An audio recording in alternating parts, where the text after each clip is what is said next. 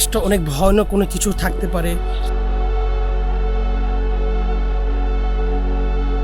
আর এইরকম অনেক ধরনের বিপদ আসবে, আমার সেগুলো কার করবো।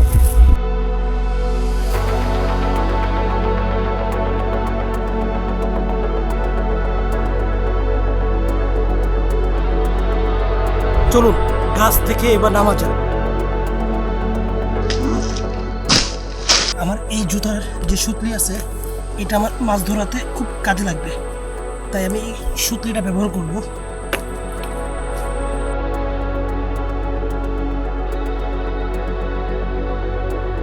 হবে কুমির ওইখানে, ওইখানে কুমির, ওইখানে কুমির। ও এই জিনিসটা দেখুন একবার।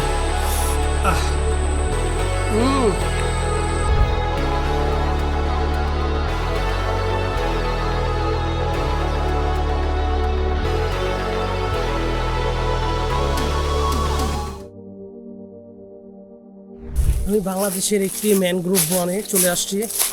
এই বনে অনেক বড় জায়গা, তাই 1,00,000 একরের এই বনভূমিটা, এটাতে আমি আজকে আসছি।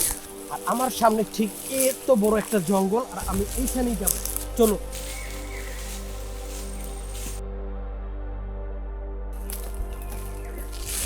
আর এইরকম অনেক ধরনের বিপদ আসবে, আমার সেগুলো কার খুঁজতে হবে।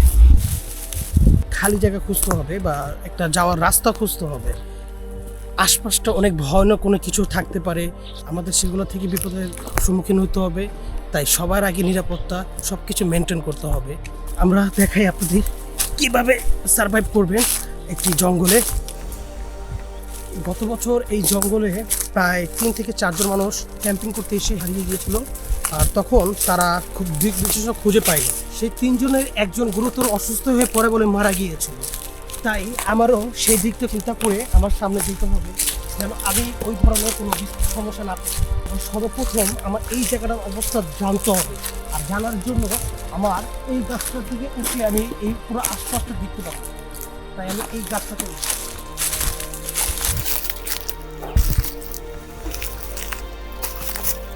এই গাছটা দেখে উঠবো। চলো এইভাবে করে যাচ্ছি, উঠতে অনেক কষ্ট।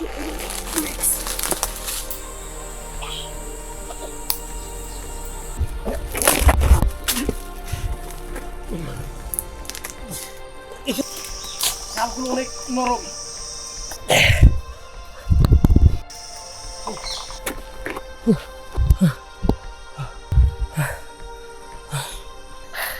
সত্যি খুব কষ্টসাধ্য এত বড় একটি গাছে ওঠার পরে এই ধরনের একটা ফিলিংস আসে। আমার নিচটা যদি দেখে আমি অনেক উঁচুতে উঠে গেছি, আর আমি বাস্তবেই এত বড় একটি গাছে উঠেছি। আমার এখান থেকে এই জায়গাটা খুব দেখা যায়, দেখুন একবার কত সুন্দর বিস্তীর্ণ। তার মানে আমার ওই দিকটাই যেতে হবে। তা আমি এখন গাছ থেকে নেমে আমি ঠিক ওই দিকটাই যাব, এবং আমার ওইখানে এই রাত্রি যাপন থেকে শুরু করে সব কিছু আমার ওই জায়গাটাই করতে হবে। চলুন গাছ থেকে এবার নামা যাক।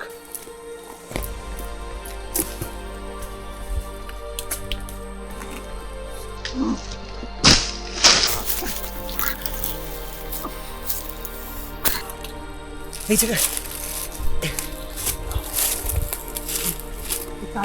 শুকনো, এর জন্য খুবই আমার ভার সহ্য করতে পারছি না।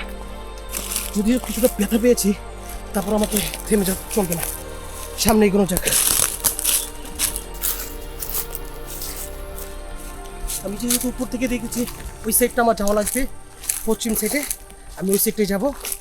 শুনেছিলাম 2007 সালে এই এলাকায় খুব বড় একটি সিডর বন্যা হয়েছিল, আর তখন এই এলাকার প্রায় 2 লক্ষ মানুষের উপরে মারা গিয়েছিল। তাই আমার যত সম্ভব এই এলাকাটা একটু এড়িয়ে যেতে হবে, খুব দূরত্ব। আর আমার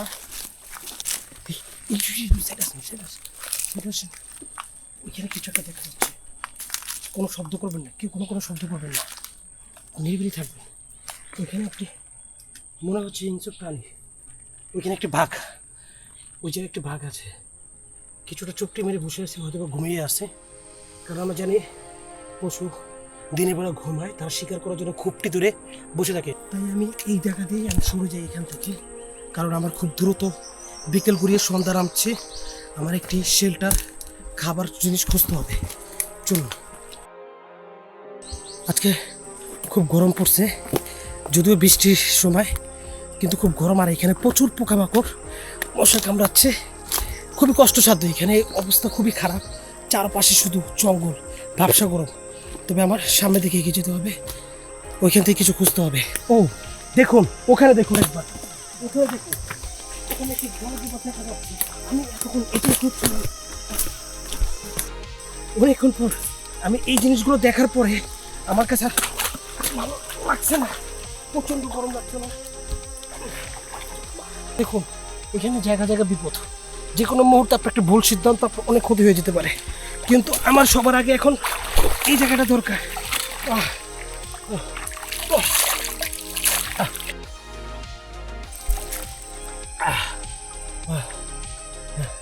দীর্ঘ সময় পরে এমন একটা সিচুয়েশন থাকলে আপনি সবার আগে পানিটা সর্বপ্রথম জরুরি। যেহেতু আমার এই জায়গাটা একটি নদী, আর আমার নদীর পাশে আমার একটা ক্যাম্প করার জন্য আদর্শ জায়গা হবে এটা, তাই আমি এখানে ক্যাম্প করবো। আর আজকে রাতটা আমি এখানেই থাকবো। একটি আদর্শ জায়গা লাগবে যেখানে আমি থাকতে পারি এবং জোয়ার ভাটার পানিতে যেন আমাকে ক্রাশ না করে, সেই জন্য। আর তাই আমি আমার পাশে যেহেতু একটি খাল আছে, বা এটা একটা ইয়ে হতে পারে, আমি এই জায়গাটা একটি খোঁজ করব। আর এখান থেকে আমার পানি হয়ে যাবে এবং আরও সব কিছু জোগান হয়ে যাবে। আমি এখান থেকে মাছও ধরতে পারবো। তাই আমার একটু উঁচু স্থান দরকার, আর তার জন্য আমার মনে হয়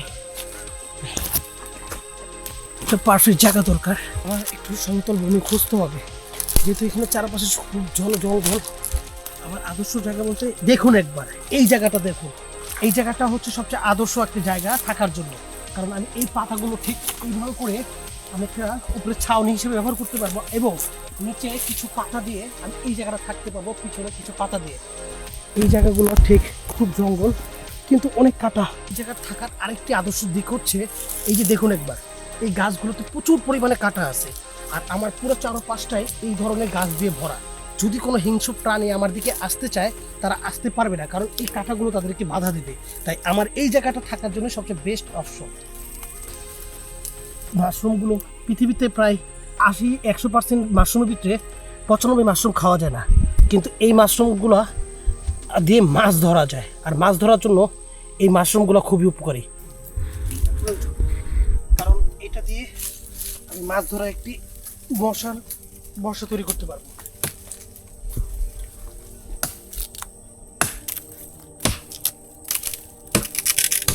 এটা দিয়ে একটা মশলা তৈরি করতে হবে, যার মাধ্যমে আমি একটা মাছ ধরতে পারবো।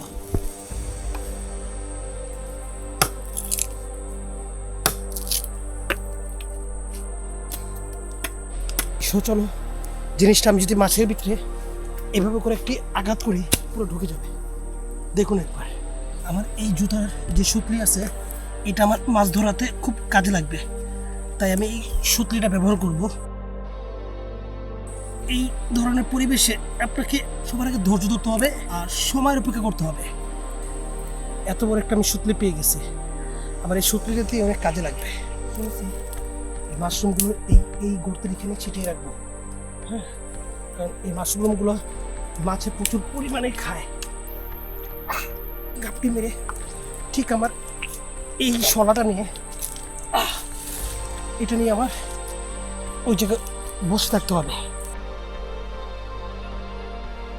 মাছ যখন আসবে তখন আমি সেটার প্রতি আঘাত করবো। এখান থেকে সরু একটা রাস্তা, এখান থেকে মাছটা ধরবে। আর আমি চাইবো যখন মাছটা আসবে তখন আমি এইভাবে করে ঠিক এইভাবে করে মারবো। এইসব বিষয় কিন্তু অনেক ধৈর্য ধরতে হবে, আপনাকে ধৈর্য হারানো হবে না, কারণ মাছ আপনার কথা শুনে নগদ চলে আসবে না।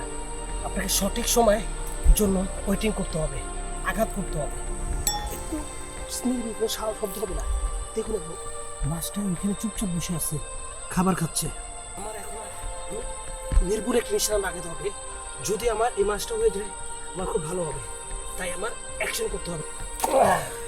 কি করতেছে দেখুন একবার। ও, আমি পেরেছি। কত অনেক বড় সাইজের মাছ একটা পেয়েছি। এই মাছটা আমার আজকের জন্য হবে। আঘাতের কারণে আমি যদি দেখাই, এই জায়গাটা একটু বুগলা হয়ে গেছে গা। দেখুন মাছটা হা করে রয়েছে, মনে হচ্ছে যে আমাকে খেয়ে ফেলবে মাছটা, আমি তাকে আঘাত করেছি বোধহয়। প্রচুর পরিমাণে কাদা লাগছে, এই জন্য মাছটা আমার ধুইতে হবে। ওটা মনে হচ্ছে একটু কুমির, দেখছেন? একটু একটু দেখা যাক। কুমির ওইখানে, ওইখানে কুমির, ওইখানে কুমির, এখানে প্রচুর পরিমাণে কুমির মনে আছে। এখন এই মাছটি রান্না করা যাক আমার রাত্রি খাবারের জন্য। আমার এখন খাবার আছে, আমার এখন আগুন জ্বালাতে হবে আমার এই শিলটারের মাধ্যমে, যাতে আমি রাত্রে নিরাপদ থাকতে পারি। আগুন জ্বালানোর জন্য আমার এই ধরনের শুকনো কাঠ দরকার, তাই আমার কিছু শুকনো কাঠ সংগ্রহ করতে হবে। এই ধরনের ইয়েতে প্রচুর পরিমাণে আগুন জ্বলবে, এই যে এগুলোতে, তাই আমার এগুলো খুব প্রয়োজন আগুন জ্বালানোর ক্ষেত্রে।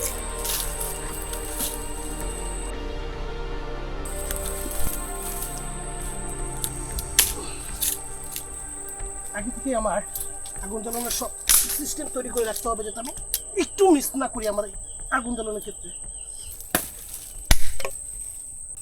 আমার এগুলোতে খুব প্রচুর পরিমাণে পোকামাকড় দেখা যায়, কিন্তু আমার এই জায়গাটা আমি ঠিক এইভাবে করে রাখবো। আগুন জ্বালানোর সবচেয়ে আদর্শ বিষয় হচ্ছে এখানে প্রচুর পরিমাণের মশা, আমার যদি আগুন না জ্বালা আমার এই মশাই আমাকে খেয়ে ফেলবে। সন্ধ্যা হয়ে আসছে, আমার তাড়াতাড়ি আগুন জ্বালাতে হবে, নাহলে আমার বন্য পশুকে খাবার হয়ে যাবে। আমি আবার এখান থেকে ই করতে হবে, খুবই আস্তে দিতে হবে, নাহলে আগুনটা নিভে যাবে। কারণ আমার অনেক কষ্ট করে একটা ফুলকে পেয়েছি। হ্যাঁ দেখুন একটু একটু করে ধোঁয়া উঠতেছে, এই ফুলকিটুকুই অনেক দাম।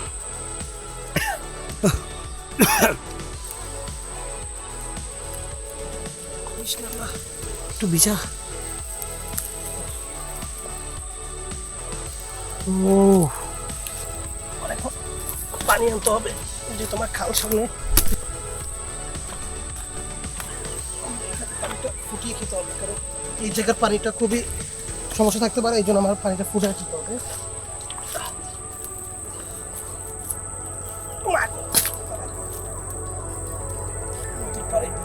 যে এটা পরিষ্কার করে নিয়ে আসি। এই সুন্দর মাছটার নাম যদি আমি জানি না, তবে এই মাছটা আমার কাছে মনে হয় অবশ্যই অনেক সুস্বাদু হবে, কারণ এই টিকে থাকার লড়াইয়ে এর চাইতে সুন্দর খাবার আর হতে পারে না। আমার মাছ ধোয়া শেষ, এখন ওয়াও মাছের ডিমও আছে, মাছের ভিতরে একটু মাছ, মানে ও মাছ খায়। চলো যাওয়া যাক, চলো গেছে। মাছটা ঠিক এইভাবেই ভাজবো, একটু পাতা দিয়ে মুছাবো। আমি এই পাতাগুলো নেবো আমার মাছের জন্য। আমার সবার আগে ধুয়ে নিতে হবে, কারণ বিষাক্ত কোনো পদার্থ থাকলে দিতে হবে।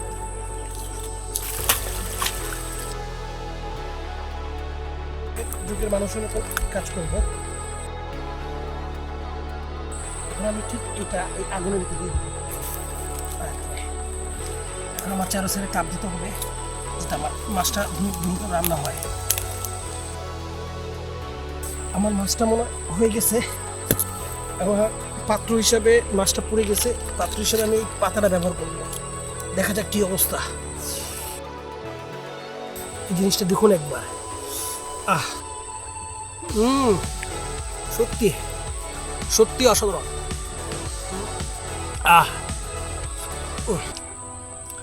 মনে হচ্ছে অনেক দিন পর পেট ভরে কিছু খেতে পারছি। আমি মনে করছিলাম যে উপরে দিয়ে পুরো মাছটা পুড়ে গেছে, এমন এই অবস্থা। আমি যদি একবার দেখাই, মাছটার অবস্থা ঠিক এইরকম দেখতে, কিন্তু ভিতরে মাছের কোনো ক্ষতি হয় নাই, মাছটার অবস্থা পুরো একদম সুন্দর আছে।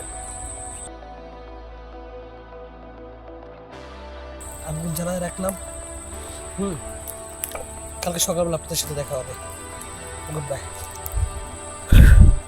এখন রাত অনেকটা হয়ে গেছে, আর আমি ঘুমটা আসতেছে না, আশেপাশে অনেক মশা, পশু পাখির প্রচুর ডাক। আল্লাহ বাঁচালে আপনাদের সাথে কালকে দেখা হবে। শরীর খুব ক্লান্ত। অবশেষে সকাল হলো, আমার আগুনটাও নেমে গেছে রিসিটে, আর অনেক সকাল আমার, তাই সকাল সকালে বের হতে হবে। তাই আমি দেরি না করে জনমানব জায়গায় যাওয়ার চেষ্টা করবো খুব দ্রুত। আমি সব কিছু রেডি করে আর একটু পানি টানি ঢেলে ওঠা যাক এখান থেকে। সামনে থেকে এগোনো যায়, আমার গেঞ্জি এখনো ভেজা, তারপর সামনে দিকে এগোনো যায়। এখান থেকে পার হচ্ছে অনেক কষ্টসাধ্য আমার। এখানটা এখন আমি এখান থেকে যাওয়া শুরু করব, কারণ আমার 24 ঘন্টা চ্যালেঞ্জে সময়টা শেষ হয়ে গেছে এবং পরের দিন সকাল। আজকে আমার